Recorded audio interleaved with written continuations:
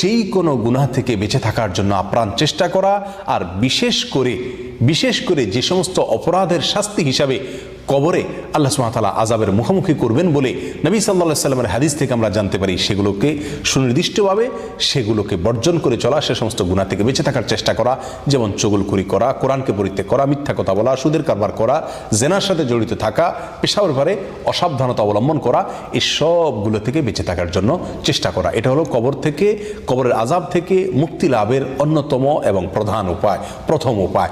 দ্বিতীয় উপায় হলো নবী সাল্লাল্লাহু আলাইহি সাল্লাম যে দোয়াটি কবরের আযাব থেকে মুক্তি লাভের জন্য সবসময় পাঠ করতেন, আল্লাহুম্মা ইন্নী আউযু বিকা মিন আযাবিল কবর, আল্লাহ কবরের আযাব থেকে আমি আপনার কাছে আশ্রয় চাই, আপনার কাছে পানাহ চাই, আপনার কাছে মুক্তি চাই। এই দোয়াটি আসুন আমাদের জীবনের অংশ করে নেই। সকাল সন্ধ্যায় নবী সাল্লাল্লাহু আলাইহি সাল্লাম ফজরের পরে মাগরিবের পরে দীর্ঘ দোয়া করতেন, যে দোয়ার ভিতরে এই অংশ রয়েছে, আল্লাহুম্মা ইন্নী আউযু বিকা মিন আযাবিল কবর, 3 বার করে ফজর